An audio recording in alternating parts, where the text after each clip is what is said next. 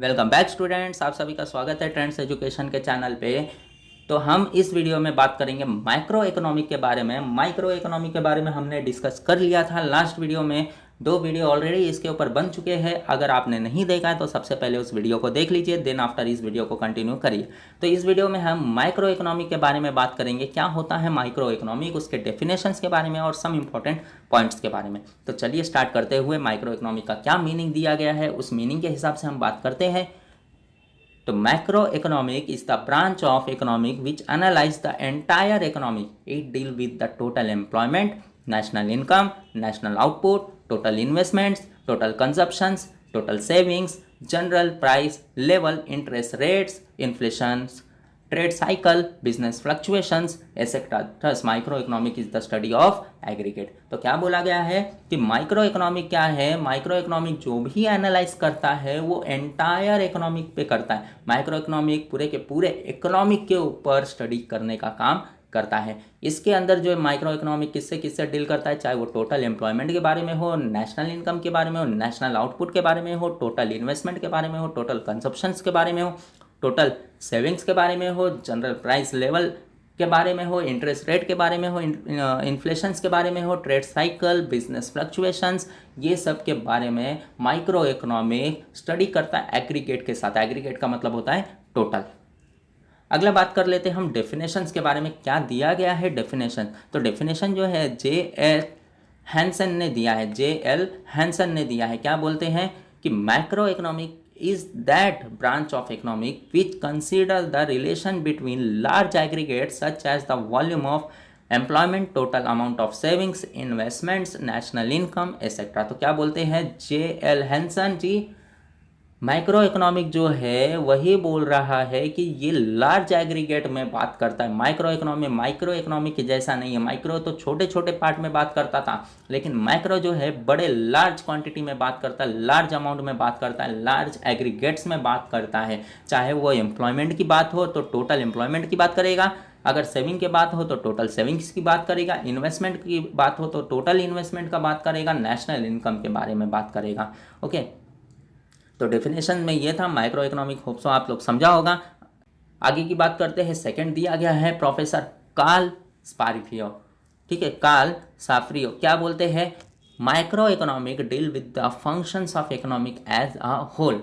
तो क्या बोला गया है, सिंपल बोला है, माइक्रो इकोनॉमिक डील किससे करता है, माइक्रो इकोनॉमिक डील करता है पूरे इकोनॉमिक के साथ। सिंपल सा है, micro economic deal with the function of the economic as a whole. आगे देखते हैं स्कोप्स ऑफ माइक्रो इकोनॉमिक। अब स्कोप्स ऑफ माइक्रो इकोनॉमिक्स के अंदर 4 पॉइंट्स दिए गए हैं, बहुत इंपॉर्टेंट पॉइंट्स हैं। अगर बात करें, पहला जो है theory of income and employment की बात करता है, सेकंड जो है theory of general price level and inflations की बात करता है, और थर्ड जो है theory of economic growth and development की बात करता है, और फोर्थ जो है माइक्रो थ्योरी ऑफ डिस्ट्रीब्यूशंस की बात करता है। अगर हम theory of income and employment की बात करें तो उसके अंदर भी फर्दर 2 क्लासिफिकेशंस है, theory of consumption function and theory of investment function. जो थ्योरी ऑफ कंजप्शन फंक्शन और थ्योरी ऑफ इन्वेस्टमेंट फंक्शन है उसमें भी एक कॉमन पॉइंट है, जो कि दोनों को मिलाएंगे तो कहलाता है business cycle, theory of business cycle. तो 1 बाय 1 देखते क्या दिया गया है। तो पहला दिया है theory of income and employment. अब theory of income and employment का मतलब है कि माइक्रो इकोनॉमिक पहले ही बोल दिया गया है, जो भी बात करेगा एग्रीगेट बात करेगा। तो यहाँ पे इनकम की बात कर रहे तो इनकम भी कैसा होगा, चाहे वो इनकम देश का हो या किसी भी बिजनेस का हो, तो जो भी बात करेगा एग्रीगेट बात करेगा। यानी कि डेली इनकम में जितना फ्लक्चुएट हो रहा है, कितना आउटपुट हो रहा है, कितना इनकम इनफ्लो आउटफ्लो हो रहा है बिजनेस साइकिल में या फिर कंट्री के अंदर, तो इसके बारे में हम बात करेंगे। तो इसके बारे में total aggregate level of income के बारे में बात करता है। अब एम्प्लॉयमेंट की बात करें तो एम्प्लॉयमेंट में भी कितना आउटपुट है, कितने एम्प्लॉयमेंट है, कितने अनएम्प्लॉयमेंट है, तो इसमें भी एग्रीगेट के बारे में बात करेगा। तो theory of income and employment में भी एग्रीगेट के बारे में बात करेगा, नन अदर देन एग्रीगेट के बारे में बात करेगा, चाहे वो इन्वेस्टमेंट से रिलेटेड हो, कंजप्शन से रिलेटेड हो या अदर बिजनेस थ्योरी साइकिल से रिलेटेड हो, ये भी पूरे एग्रीगेट में बात करने वाला है। अगला देखते हैं theory of general price level and inflation. अब जनरल प्राइस लेवल क्या होता है, माइक्रो इकोनॉमिक क्या करता है, जो भी प्राइस लेवल है, हमने माइक्रो इकोनॉमिक में प्राइस लेवल मतलब फैक्टर ऑफ प्रोडक्शन के हिसाब से प्राइस थ्योरी देखा था, लेकिन इसके अंदर जो प्राइस लेवल होगा वो जनरली सभी से रिलेटेड होगा। अब मार्केट के अंदर जितने भी वेंडर्स आ रहे हैं उनका क्या प्राइस लेवल है, क्या प्राइस होना चाहिए, उस हिसाब से बात करेगा, ना कि इंडिविजुअल प्राइस लेवल से बात करेगा। ये सभी के बारे में डिस्कस करेगा, इंडिविजुअल डिस्कस नहीं करेगा। तो उसके बारे में बोला है जनरल प्राइस लेवल। और इन्फ्लेशन मतलब अब इन्फ्लेशन भी देखेगा, तो इन्फ्लेशन हो या डिफ्लेशन हो वो भी देखेगा, तो वो किसका देखेगा, जनरली सभी का देखने वाला है। तो जनरली जो इन्फ्लेशन होता है और डिफ्लेशन होता है किस पे डिपेंड होगा, जनरल प्राइस लेवल पे डिपेंड होगा। जैसा जनरल प्राइस लेवल होगा वैसा इन्फ्लेशन होगा, वैसे ही डिफ्लेशन होने वाला है। अगला बात करते हैं theory of growth and development. अब ग्रोथ एंड डेवलपमेंट मतलब यहाँ पे ग्रोथ की बात करें तो यहाँ पे पब्लिक का ग्रोथ, यहाँ पे जो है देश का ग्रोथ, यहाँ पे इकोनॉमिक का ग्रोथ, और वैसे ही डेवलपमेंट भी हो रहा है।